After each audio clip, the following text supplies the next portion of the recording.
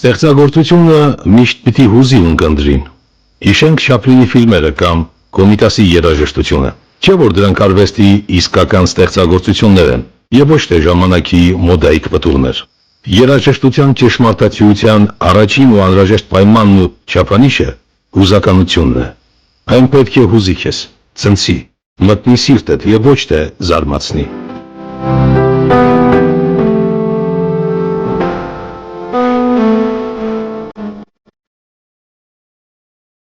Ամեն ինչ անցողիկ է, իսկ արվեստը, երաժշտությունը, երբեք։ Հայ մեծանուն կոմպոզիտոր Արնո Բաբաջանյանը մեկը դարձավ նրանցից, ում թողած հոգևոր ժառանգությունը հավակնում է ընդմիշտ ապրել սերնդերի հետ, բաշխելով նրանց խինդ ու երջանկություն, սանելով նրանց հոգևոր աշխարհը լույսով ու ջերմությամբ։ Արնոյի երաժշտությունը հավերժական արժեք է դարձել նախ եւ առաջ այն պատճառով, որ իսկ խոստովանությամբ այն ծնվել է հույզերից եւ կոչված է եղել արթնացնել ունկնդրի զգացմունքները, ինչպես ինքն էր ասում, ցնցել նրա հոգին, ձգտումը լույսին, գեղեցիկին, բարությանը։ Ահա մարդկային հոգու գոյության կարևորագույն պայմանը, որը երաշխիքն է նաեւ կյանքի հավերժության, եւ հյուսելով իր արվեստը մարդկային հոգու այդ կենսահաստատուն արմատներին, նա կարողացել է հավերժացնել նաեւ իր երաժշտությունը, վերմղելով այն ժամանակի պայմանական սահմաններից։ Տպավորություն է, որ այն ինչ-որ միտեղ է, բայց գալի է, նորից կհանդիպենք, և երբեմն ինչ-որ մի ստեղծագործություն գրելիս կամ վերհիշելիս իր գրածները, ես ասում եմ կամ ինչ-որ մի հարցում էլ օրինակ այս երգերքով մի անգամ ասեցի Արնարությունից, այս երգը նորից հարկավոր է վերականգնել, ասում եմ ճիշտ ես ասում, բայց մի քիչ էլ սպասենք, հետո արդեն չհասցվեց։ Ես կարծում եմ, որ այս երգին մենք նույնպես ժամանակին անդրադառնանք եւ մյուս շատ երգեր, որոնք անարդարացիորեն այսօր չեն հիշվում, բայց իրենց թարմությունն ու նշանակությունը չեն կորցրել։ Սա երևի արվեստագետի ամենաբարձր գնահատականն է,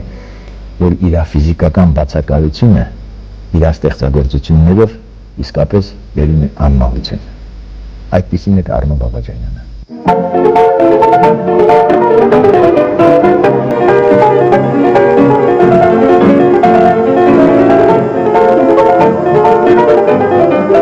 Ժամանակին ռուս անվանի բանաստեղծ Դեմենտևը ասել է. «Ես շատ էի աշխատել Բաբաջանյանի հետ, նա այն աստիճան էր սիրահարված կյանքին, նրանում այնքան հումոր կար եւ մարդկայնություն, որ կարծես նրա երաժշտությունը ծնվում էր այդ բարությունից, նա ուներ գեղեցկության բնատուր զգացում։ Արնո Բաբաջանյանը ընդմիշտ մնացել է ուրախության եւ լույսի կոմպոզիտոր»։ Այս գնահատականում առկա է կարևոր մի հանգամանք, որը բնորոշ է նաև Արնոյի մասին հնչեցրած ուրիշ շատերի կարծիքներին։ Ժամանակակիցներից եւ գործընկերներից ոչ ոք չէր ընկալում Բաբաջանյանի արվեստը որպես առանձին երևույթ, որպես ինքնըստինքյան կոմպոզիտորական տաղանդի դրսևորում, այլ բոլորը միահամուռ կերպով կապում էին նրա երաժշտությունը իր մարդկային տեսակի եւ կերպի հետ, բխեցնելով մեկը մյուսից եւ պայմանավորելով նրա ստեղծագործական աշխարհը հեղինակի հոգեկերտվածքով։ Իրականում հենց դրանում էլ կայանում էր Արնոյի ֆենոմենը։ Մարդու, ով իր պայծառ կերպով երջանկություն ու խինդ էր պարգևում հարազատներին, ընկերներին, շրջապատին եւ կոմպոզիտորի, ով կարողացավ իր շռայլ հոգին վերածելով աննման մեղեդու հասու դարձնել այն միլիոններին եւ ընդմիշտ նվաճել նրանց սրտերը։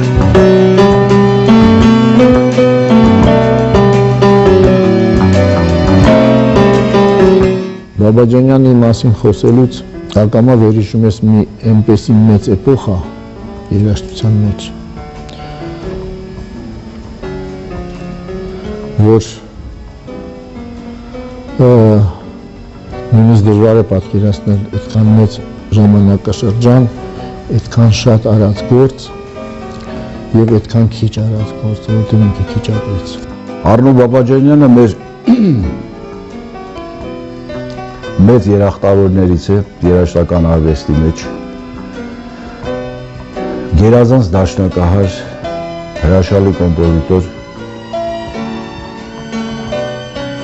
մեծ քանակությամբ երաժշտական ստեղծագործությունների հեղինակ, որը ճանաչում է գտել ոչ միայն Հայաստանում, այլև Հայաստանի սահմաններից շատ հեռու։ Ես ինձ երջանիկ եմ զգում, որ եղել եմ նրա ժամանակակիցը։ Մենք ծանոթացել ենք 60-ական թվականների սկզբին, երբ ես դեռ ուսանող էի կոնսերվատորիայի կոմպոզիտորական բաժնի, եւ այնպես եղավ, որ փոքրիկ համագործակցության պես ասեմ, թե ինչ ասեմ, ինչ որ հարաբերություններ սկսեցին մեր մոտ, որը վերածվեց հետագայում մեծ բարեկամության, եւ այդ բարեկամությունը պահպանվեց մինչեւ նրա կյանքից հեռանալը։ Ցավոք նա շուտ հեռացավ կյանքից։ Եվ 82 թվին նա հեռացավ կյանքից, մինչև վերջի օրը մենք շատ լավ բարեկամներ էինք, շատ մտերիմ, նրանից շատ բան եմ սովորել։ Արնո Բաբաջանյան մարդը դա բացի անհատականությունից ազգային մի գանձ է մեծ, որը որ մնացել է։ Նա եւ իր ապրելով, եւ մահանալով, իր մեծ ներդրումը ունեցավ մեր ոչ միայն հայ մշակույթի մեջ, այլ սովորական հարաբերությունների, մարդկային այսպես շփումների հարցում իր հենց երևույթը 1921 թվականի հունվարի 21-ին Երևանը բնակ ուսուցիչ, մասնագիտությամբ մաթեմատիկոս Հարություն Բաբաջանյանի ընտանիքում ծնվեց Արու զավակ։ Ծնողների ուրախությանն ու երջանկությանը իհարկե չափ չկար, չէ որ հայերն ըստ ավանդույթի Արու զավակների ծնունդին միշտ էլ առանձնահատուկ կարևորություն են տալիս։ Սակայն ողջավորության հետ մեկտեղ Հարություն Բաբաջանյանը ունեցավ նաև մտահոգվելու երկու պատճառ, որոնք թեև աննշան էին, բայց եւ անհնար էր չնկատել դրանք։ Այդ պատճառներից մեկն այն էր, որ մանուկը կարծես ինչ որ դիտավորությամբ ծնվել էր հենց այն օրը, որ մահացել էր ժողովուրդների առաջնորդ Լենինը։ Անձամբ Հարություն Բաբաջանյանն իհարկե դրանում ոչ մի հանցանք ու դժբախտություն չէր տեսնում, սակայն որքան էլ անհավանական թվա, այն տարիներին տիրող կոմունիզմի մոլուցքը մթագնել էր բոլորի ուղեղները։ Ուստի մանուկը կարող էր խնդիրներ ունենալ կյանքում միայն այն բանի համար, որ հանդգնել էր երջանկացնել ծնողներին Իլիչի մահվան չարաբաստիկ օրը լույս աշխարհ գալով։ Հոր մտահոգության մյուս առիթը նորածնի անհամաչափ մեծ քիթն էր, մի հանգամանք, որը թեև հղիչ էր քաղաքական վտանգներով, այնուհանդերձ կարող էր ողջ կյանքում հարուցել շրջապատի ծիծաղն ու վնաս հասցնել տղայի անձնական կյանքին։ Առաջին խնդիրը ծնողները չեզոքացրին անմիջապես։ Ծննդականում հունվարի 21-ը փոխարինվեց 22-ով եւ մանկան գլխին կուտակված քաղաքական ամպերը ցրվեցին գրիչի մեկ հպումով։ Իսկ ահա քթի անհամաչափ մեծության հետ հարկ եղավ պարզապես ներվել, քանզի այդ խնդիրը ոչ մի կերպ հնարավոր չէր շտկել։ Վերջապես կարելի էր սփոփվել այն փաստով, որ մեծ քիթը իսկական հայ տղամարդուն ավելի է առնականացնում։ Ի վերջո զուգադիպություն էր թե ինչ որ օրինաչափություն։ Մանկան անունն էլ ստացվեց հնչեղ ու արտահայտիչ, ճիշտ եւ ճիշտ ինչպես նրա քիթը։ Նրան կոչեցին Արնո, ու այդ անունով էլ նա ուղեգիր ստացավ դեպի մեծ կյանք։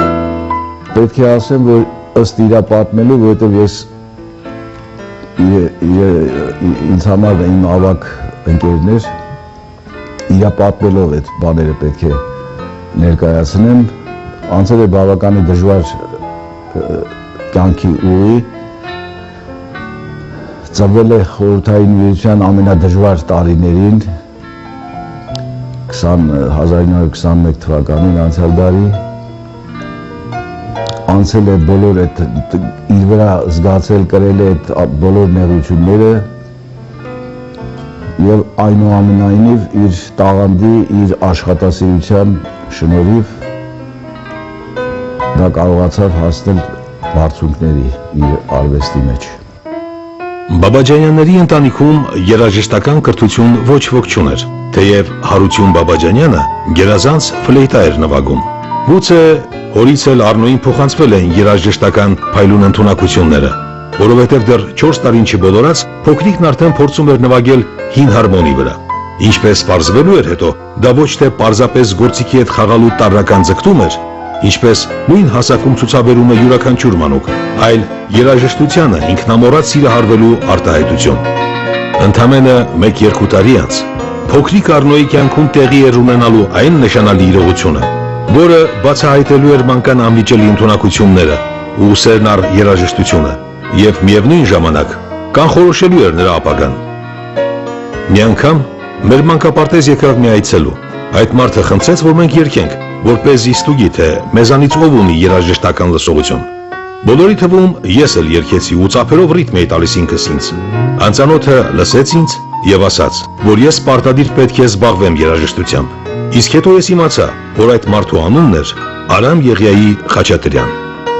Դժվար է ասել, թե ինչպես կընթանար Առնո Բաբաջանյանի հետագա կյանքը, եթե ժամանակին չկայանար այդ հանդիպումը 20-րդ դարի հայ երաժշտության ապագա երկու գագաթների միջև, որոնցից մեկն այդ ժամանակ նոր էր հարթում դեպի Փարք տանող իր ճանապարհը, իսկ մյուսը դեռ տակավին մանուկ խաղեր էր խաղում մանկապարտեզում։ Հետագայում նրանք կապվելու էին ընկերության ջերմ կապերով, նաև սերտ ընդհանրություն էին ունենալու արվեստում, քանզի Արամ Խաչատրյանի ստեղծագործություններից էր սկիզբ առնելու այն ակունքներից մեկը, որով սնելու էր իր երաժշտությունը Առնո Բաբաջանյանը։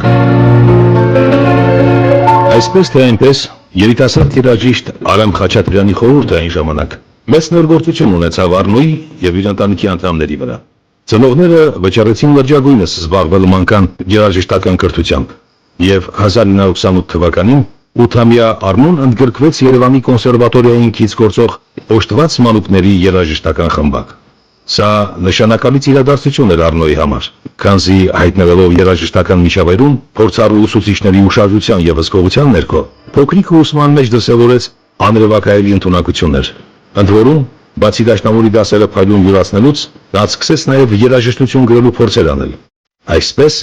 իր առաջին ստեղծագործությունը պիոներական քայլերքը Առնոն գրեց ընդամենը 9 տարեկան հասակում։ 1933-ին երիտասարդ երաժիշտների հանրապետական մրցույթում Առնոն ստացավ առաջին մրցանակը, գերազանց կատարելով Բեթհովենի 4 սոնետը եւ Մենդելսոնի Ռոնդո Կապրիչիոզոն։ Սա ապագա խոշոր հաջողությունների նախանշանն էր։ Ուստի հանձին Առնոյի բացահայտելով մեծ հույսեր ներշնչող տաղանդի, հայ երաժշտարվեստի ամենակարգառուն ներկայացուցիչները պատրաստակամություն հայտնեցին առանձնակի ուշադրությամբ զբաղվել պատանու ապագայով։ 1936 թվականին 16-ամյա Առնոն սկսեց վարպետության դասեր առնել Սերգեյ Բարխուդարյանի եւ Վարդգես Տալյանի մոտ, ով անվանի ժողովրդական երգիչ Գուսան Շերամի որդին էր։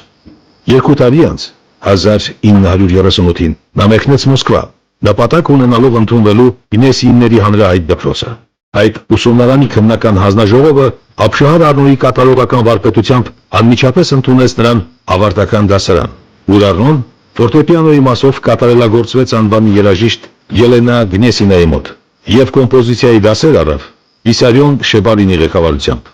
Արդեն այդ ընթացքում նա կարծես վերջնականապես կողմնորոշվել էր իր երաժշտական կարիերայի հետագա ընթացքի հարցում։ Անխոս նա ուներ փայլուն դաշնակահար դառնալու բոլոր անհրաժեշտ տվյալները, սակայն գնալով երաժշտություն գրելու հակումը հետզհետե ավելի մեծ ուժով էր դրսևորվում նրա մեջ։ Հետագայում հայտնի երաժիշտներ Ռիխտերը, Գիլելսը եւ շատ ուրիշներ համոզմունք էին հայտնելու, որ եթե Առնո Բաբաջանյանը իրեն նվիրեր դաշնամուրին, ապա կդասվեր 20-րդ դարի ամենահռչակված կատարողների շարքին։ Ըստ նրանց, Առնոն հանճարեղ դաշնակահար էր։ Նրա նվագը զարմանալիորեն արտահայտիչ էր ու հուզիչ։ Դաշնամուրն իր ձեռքերի տակ խոսում էր, երգում, փոթորկվում, ապշեցնում գույների հարստությամբ։ Սակայն Բաբաջանյանը այնուհանդերձ աշխարհին հայտնի էր դառնալու որպես կոմպոզիտոր եւ հենց այդ բնագավառում էր նվաճելու իր մեծ փառքը։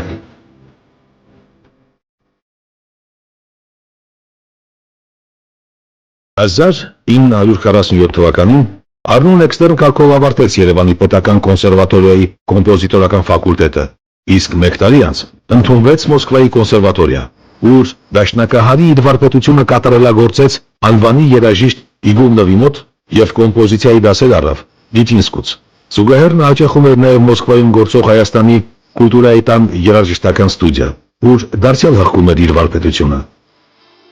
Ուսումնառության երկար տարիների ընթացքում կուտակված ահռելի պաշարը ու վաստակած վիրտուոզությունը եւ իհարկե անհատական օժտվածությունը Բաբաջանյանին շատ արագ մղեցին նոր սերնդի հայ երաժիշտների առաջին շարք։ Առնո Բաբաջյանը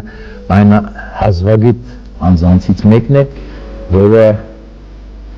27 թե 28 տարեկան հասակում արժանացավ Ստալինյան մրցանակի Ալեքսանդր Հարությունյանի հետ եւ նույնպես հիշարժան փաստ է երկու հայ մեկ տարվա ընթացքում միասին ստացան երկու հայ ստացան Ստալինյան մրցանակ։ Արնո Բաբաջյանի իր հերոսական բալադի համար, որը այսօր էլ ցանկացած դաշնակահարի կարելի ասել փորձաքարն է, թե ինչպես են ազգում երաժշտությունը, որովհետև Բաբաջյանը դա ոչ միայն դաշնամուրային ստեղծագործություն, այլ երաժշտություն,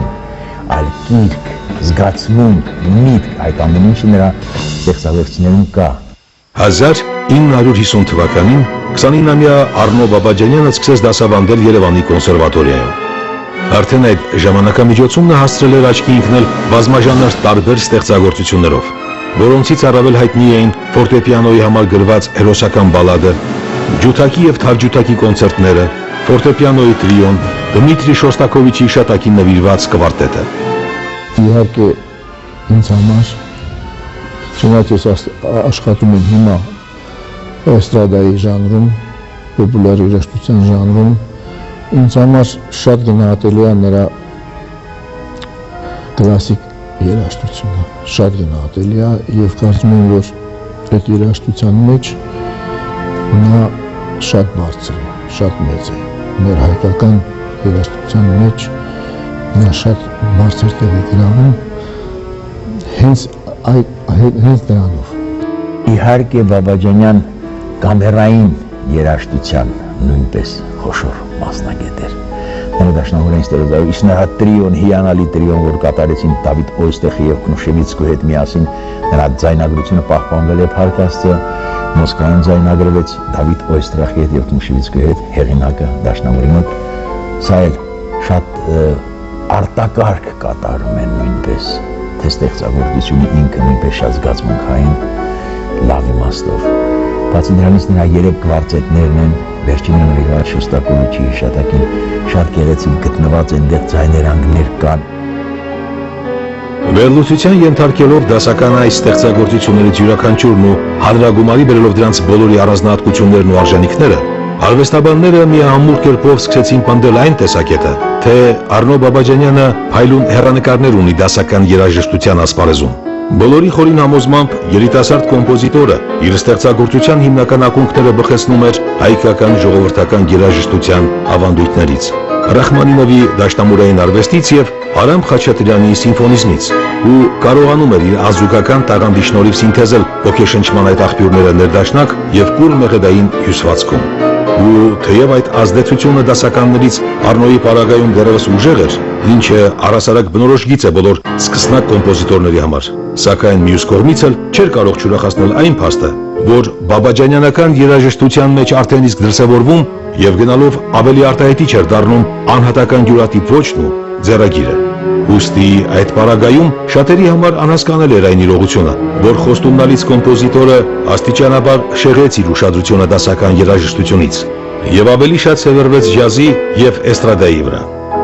Ինքան տաղանդավոր մարդ էր, որ այդ երգերը ասենց կողքից սկսեց անել եւ այնքան խրվեց այդ գործի մեջ, որ կոպիտ եմ խոսում շատ իհարկե, այնքան խրվեց դրա մեջ, որ մի կողմ նույնիսկ թողեց լուրջ երաժշտությունը, չնայած ես հաշվում եմ, որ երգն էլ է շատ լուրջ երաժշտություն եւ շատ մարդիկ, ովքեր լուրջ երաժշտությամբ զբաղվում են, երգ չեն կարող գրել, որտեղ դա ամեն մարդու բան չի։ Երգի ժանրը դեռ վաղուց էր հետաքրքրել Արնոյին։ Ծավալով փոքրիկ այդ ստեղծագործությունը հակասական կերպով ընձեռում է լայն հնարավորություններ, նախ եւ առաջ ազատ ոճերի կիրառման իմաստով, բայց անկասկած թյուր է լայն տարածում ունեցող այն կարծիքը, թե իբր երգային ժանրը երաժշտության մեջ ունի գաչաճի կարգավիճակ եւ կոմպոզիտորներին այն տրվում է հեշտությամբ։ Ամենևին, լինելով սեղմ ու հակիրճ, այն պահանջում է դրամաչափորեն համարժեք արտահայտչականություն, որը ենթադրում է փոքրիկ ծավալի մեջ երաժշտական բովանդակ դրամատուրգիայի զետեղումը, նախաբանով, զարգացումով, լարումով, կուլմինացիոն հուզական բարձրակետով ու ավարտով։ Սա դժվարագույն խնդիր է, որն իր համանման հարցադրումներով առկա է նաև գրականության մեջ։ Գուցե հենց այդ բարդությունն էր հրապուրել Արնոյին, կամ թե մի ուրիշ բան, սակայն բոլոր դեպքերում շատերի կարծիքով երգային ժանրը ճիշտ այն բնագավառն է, որի համար ծնվել ու կոչված էր Բաբաջանյանական տաղանդը։ Նրա երգերը դա արև էր, դա պայծառություն էր, դա էներգիա էր, տեսնեք մինչև հիմա նրա երգերը երգում են հաճույքով։ Այս վերջերս մենք մի համերգ տվեցինք Բաբաջանյանի, որտեղ երիտասարդ երգիչներն էին, եւ նրանք իհարկե դժվարանում էին այդ երգերը, որտեղ երգերը բարդ են։ Բարդ երգեր են, որտեղ ամեն մի երգ, երբ որ գրում է կոմպոզիտորը, միշտ պատկերացնում է երգիչին սկզբից։ Իսկ նա աշխատում էր այնպիսի երգիչների հետ, որոնք մեծ դիապազոն ունեին, լավ ձայներ, հենց վերցնենք մեր Ռայիսա Մոտրչյանին, Ռուբեն Մաթևոսյանին, Մուսլիմ Մագաբայանին, itd. Ուզում եմ ասեմ, որ երիտասարդները, որոնք փորձեցին այս համերգին երգել նրա երգերը, բավականին դժվարանում էին, բայց մյուս կողմից էլ այդ փորձերի ընթացքում մենք փորձեցինք բացատրել նրանց, որ հարկավոր է մտնել երգի մեջ, բովանդակությունը, հիմա գիտեք ինչ այնքան ռեմիքսներ են անում, բայց չեն մտածում, որ երգի բովանդակությունը պետք է չփոխվի։ Եվ այն շորերը, որը այսօր փորձում ենք մենք հագցնել, ես շատ ողջունելի բան է դա ռեմիքսները, բայց ես միշտ ասում եմ, որ զգուշ է պետք լինել, որպեսզի երգի իմաստը չկորի։ Այստեղ եմ ծնվել, ես այստեղ մեծացել, այս ջուրը խմել սառնորակ։ Հազար ճանապարհ ես դու իմ դեմ բացել, իմ լավ հարազատ, իմ քաղաք, զարդքարիդ եմ շարել, քեզ հետ հասակ եմ արել։ 1951 թվականին խորհրդային էկրան բարձրացավ առաջին սիրո երգը հայկական կինոնկարը, որը հաշվածորերի ընթացքում ռեկորդային արդյունքներ ապահովեց դրամարկղային եկամուտների իմաստով։ Բոլոր առումներով ֆիլմն ինքնին հաջողված էր, սակայն ոչ մեկի համար գաղտնիք չէր, որ այդ հաջողության գլխավոր գրավականը կինոժապավենում հնչող երգերն էին՝ առաջին սիրո երգը, Երևանը, որոնց հեղինակն էր Առնո Բաբաջանյանը։ Այդ երգերը բառիբուն իմաստով դարձան հիթեր, որոնց մեղեդին այդուհետ կարելի էր լսել ամենուր, սկսած ռեստորաններից մինչև հանրային տրանսպորտ։ Դրանք շրջադարձային նշանակություն ունեցան Բաբաջանյանի կյանքում, եւ նրան միանգամից դարձրին հանրաճանաչ կոմպոզիտոր։ Ես նորից սիրով հետ եկա, իմացիր հոգիս սերս բար է, ինձ նման քեզ սիրող սիրտ չկա, առաջին այդ սիրուց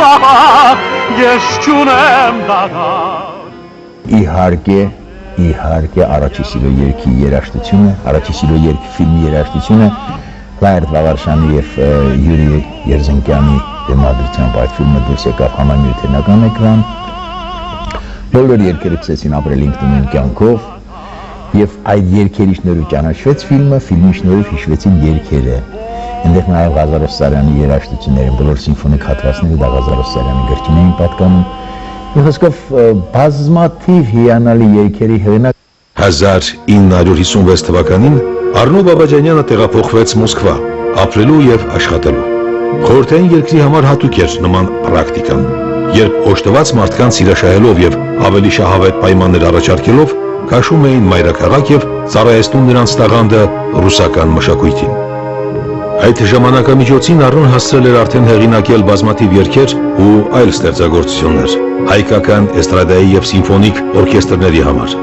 եւ նրա գերազանց երաժշտությունը անթակույց խանդ էր առաջացրել Մոսկվայում ու ցանկություն տեսնել նրան միայն մոսկովյան կոմպոզիտորների շարքում։ Բաբաջանյանի համար եւս նման հեռանկարը ցանկալի էր, քանզի Սովետ Միության մայրաքաղաքը իր երաժշտական կյանքի աշխուժ անցուդարձով ստեղծագործական դիապազոն ընդլայնելու գերազանց հնարավորություններ էր ընձեռում։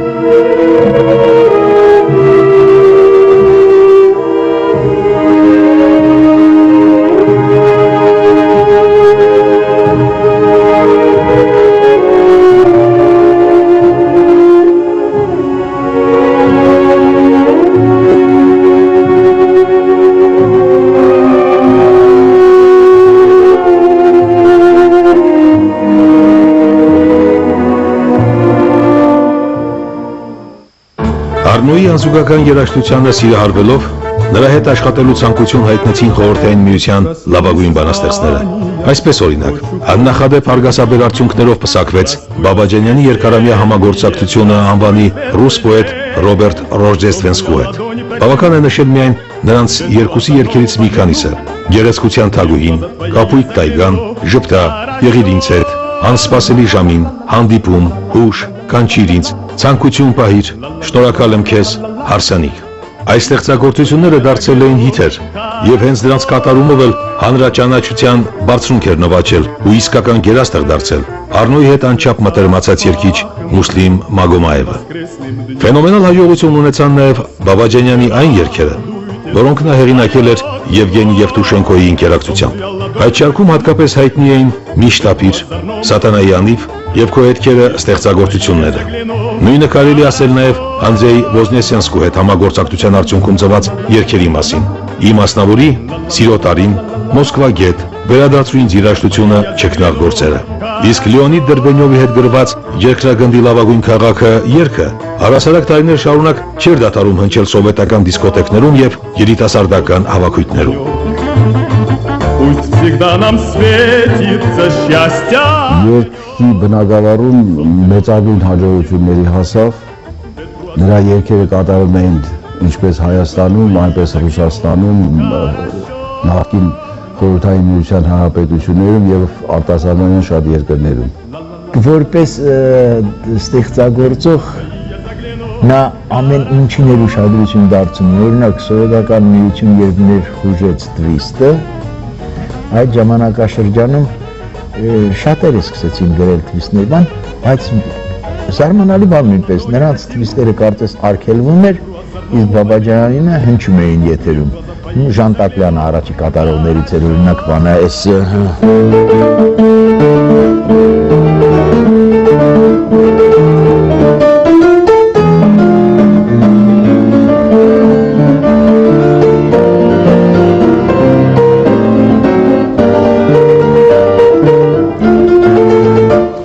եւ այլ, իսկ Գեղեցկության թագուհին Կարալևա Կրասատի երգը այսօր էլ է հնչում, այս երգը նույնպես հնչում է եւ ամեն ինչը նա կարծես հայկական երանգը կար այդ ամեն ինչի մեջ եւ դա խոսում է մեծ վարպետի մասին, որ ամեն ինչը Իրանով անցկացնելով նորից արտահայտել եւ արտացոլել իր ազգային պատկանելությունը նույնպես։ Կարճ ժամանակամիջոցում Առնոն բառացիորեն հեղեղել էր մոսկովյան երաժշտասեր հանրությանը իր անզուգական ու չքնաղ երգերի տարափով։ Դա անրևակայելի մի բան էր, երբ կոմպոզիտորը երկնում էր հիթը հիթի հետևից, չխցկելով այդ շարք ոչ մի միջակ եւ թույլ ստեղծագործություն, այլ ընդհակառակը, ամեն անգամ գերազանցելով իր նախորդ գործերը։ Դա իսկական ֆենոմեն էր, չտեսնված բան։ Ընդամենը մի քանի տարվա աշխատանք Մոսկվայում եւ անվանի շատ էստրադային երգահաններ, որ մինչև այդ լողում էին парքի մեջ, հանկարծ հայտնվեցին Բաբաջանյանի ստվերում։ Երգիչները հերթի էին կանգնում նրա դաշնամուրի ստեղներից ծնված ցանկացած մոտիվ ու էսքիզ երգի վերածելու եւ իրենց երգացանքում ներառելու համար։ Բանաստեղծները պատիվ էին համարում աշխատել նրա հետ, իսկ ահա հանրությունը էքստազի մեջ էր Առնոյի պարգևած անզուգական մեղեդիները ունկնդրելով։ Ժողովուրդը շատ էր սիրում նրան, նրա համերգները միշտ անցնում էին լեփլեցուն դահլիճներում, լեփլեցուն։ Նա յուրատեսակ երևույթ էր մեր երաժշտության մեջ։ Նրա թողած հետքը շատ նշանակալից է եւ կատարողական արվեստում եւ կոմպոզիտորական արվեստում։ Նրա բոլոր ստեղծագործությունները այդ լինում է այսպես, բոլոր կոմպոզիտորների մոտ էլ այդ բանը կա, որ կա ոչ այնքան հաջողված ստեղծագործություն, կա շատ լավ, շատ հաջողված։ Նրա մոտ հիմնականում երևի կարող եմ ասել 99%-ով հրաշալի հաջողված ստեղծագործություններ, որոնք մեծ արձագանք էին գտնում, որտեղ որ հնչում էին այդ ստեղծագործությունները, հիմնականում ինքը եթե դաշնամուրային ստեղծագործությունները ինքը չէր սիրում վստահել որևէ մեկին, աշխատում էր ինքը նվագել։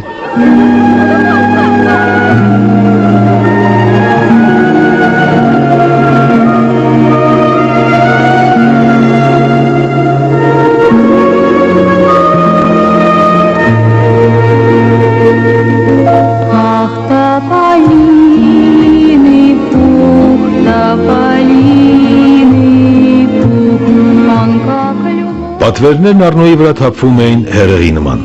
Գործնականում անհնար էր ֆիզիկապես եւ հոգեպես հասցնել այնքան, որքան սպասում, ակնկալում ու պահանջում էին նրանից բոլորը։ Դա պարզապես վեր էր մարդկային ուժերից։ Հայտնի է, որ Բաբաջանյանը այդպես էլ չհասցրեց ըստ պատշաճի ներկայանալ կինոյում, չնայած որ այդ բնագավառում նրան մշտապես պատրաստ էին ընդունել առանձնակի ակնկալիքներով։ Այն սակավաթի ֆիլմերից մեկը, որում աշխատեց Բաբաջանյանը, հայ-ռուսական համատեղ կինոձեռնարկն էր, Հարսնացույն հյուսիսից հանրահայտ Ժապավենը։ Ինչպես հետագայում հիշում էր այդ ֆիլմի ռեժիսորը, Առնոն համաձայնել էր գրել այդ ֆիլմի համար երաժշտությունը սոսկային պատճառով, որ գլխավոր հերոսի համար ընտրել էին նրա որդուն, Արա Բաբաջանյանին եւ կեսկատակ կեսլուրջ պայման էին դրել կոմպոզիտորի առաջ, թե Արան անմիջապես կզրկվի դերից, եթե հայրը հրաժարվի օգնել երաժշտության հարցում։ Արդյունքում լույս աշխարհ եկավ անզուգական մի կատակերգություն, որն իր հաջողության մեծ բաժինը վաստակել էր շնորհիվ ֆիլմի հիմքում ընկած բաբաջանյանական մյուզիքլի։ Пушинка белая, полети со мной, вдали я замужем проживу, чужую женщину в стороне другой своею мамой назову, чужую женщину в стороне другой своею мамой назову.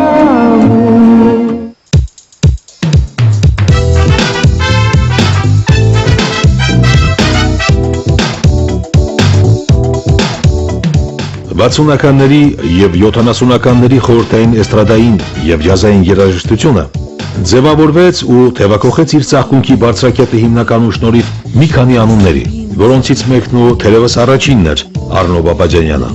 Երգային ժանրում երաժշտական դրամատուրգիայի ակադեմիական գրագետ կառուցման եւ միևնույն ժամանակ մոտիվների անկաշկանդ իմպրովիզացիայի ու շռայլ մեղեդայնության առումներով նրա հետ չէր կարող մրցել ոչ ոք, իսկ հավասարվել նրա երաժշտության հուզականությանը անհնար էր առհասարակ։ Երաժշտագետների բնորոշումով Առնո Բաբաջանյանն անկրկնելի էր։ Անկրկնելի էին նրա արտաքինը, վարվելաձևը, պայթուցիկ բնավորությունը, դաշնամուր նվագելու կերպը, նրա ողջ ստեղծագործությունը։ Պաթետիկ արտահայտված երաժշտությունը нրա համար ոչ թե սոսկ արվեստ ու ստեղծագործություն էր, այլ իր էությունը, բնությունը եւ հոգին։ На снегу я приду к тебе с повинной не солгу. Кись рябины, кись рябины. Առնո Բաբաջյանը որպես կոմպոզիտոր եւ որպես անձ, ով նրան ճանաչում էր դա ինչ որ ֆանտան էր, դա էներգիայի մի կույտ էր, որը իր կողքը միշտ բռնկում էր ամեն ինչ։ Եվ իսկ նրա երաժշտությունը դա նրա շարունակությունն է։ Եվ մենք պարտավոր ենք այդ երաժշտությունը նվագել եւ նույնիսկ եթե մենք չնվագենք, բոլորը երգում են ներկա նրա երգերը։ Առնոն ինքը նման էր երաժշտությանը, իսկ ավելի ստույգ նրա հոգին ասես տարալուծված էր իր երկնած մեղեդու մեջ։ Կենսասիրություն, անսպառ ու անհատնում կենսասիրություն։ Ահա այն մեծագույն պարգևը, որով հարուստ էր նրա հոգին եւ որով նա շռայլորեն սնում էր իր արվեստը։ Նաեւ կյանքում փոխանցում էր այն հարազատներին, մտերիմներին, ընկերներին եւ առասարակ բոլոր նրանց, ում հետ շփվում էր թեկուզ պատահականորեն։ Որպես անձնավորություն շատ մատչելի, շատ հասանելի, շատ հումորի տեր անձնավորություն եւ շատ էր սիրում նոր անեկդոտներով կիսվել եւ նրա սիրած անեկդոտներից մեկն էլ այսպեսին էր, որ տրամվայում նստած են երկու հոգի, այսպես դիմաց, ես մեկը շարունակ նայում ժպտում ասում այ քեզ բան, ասում լսեք ինչ եք շարունակ ինձ նայում, ասենց ժպտում եք ասում եք այ քեզ բան, ի՞նչ ա պատը, իրեք ասում դուք մի նեղացեք, բայց դուք շատ նման եք իմ կնոջը այսպես դեմքերով դիմագծով, եթե բեխերը չլինեին, ասում բայց ես բեղ չունեմ, ասում կինս ունի։ Շատ կատակասեր մարդ էր Բաբաջանյանը, շատ կատակասեր մարդ էր, ես հիշում եմ ֆիլմ էին նկարում նրա մասին, Ռուսաստանից եկել էին մի խումբ եւ նա իր ընկերոջ հետ ուրեմն ասես մանավարի Դիլիջանի ուրեմն կոմպոզիտորների տան մոտով եւ իրան ասում են խոսեք իրար հետ, որ զրույց եք անում, դե հիմա ինչ ասի։ Այդ ընկերը իրան ասում է Արնո ջան, մամայիս հիշում ես, չէ, ասում է պապայիս հիշում ես, ներողություն։ Արնո ջան, պապայիս հիշում ես, Արնոն էլ կատակասեր մարդ ասում է, չէ, պապայից չեմ հիշում, բայց մամայից սուսուտ եմ հիշում։ Ուզում ասեմ, ինքը թվում էր, որ դելիկատ չի, մեկ կարող էր ինչ-որ մի սուր խոսք ասեր բան աներ, բայց շատ նուրբ հոգի ունեցող մարդ էր, ես այդ բանը հասկացա, վերջի տարիներին, երբ որ մենք իրար հետ աշխատում էինք, ես ժամանակ հասկացա, որ ինքը այդ ամեն ինչը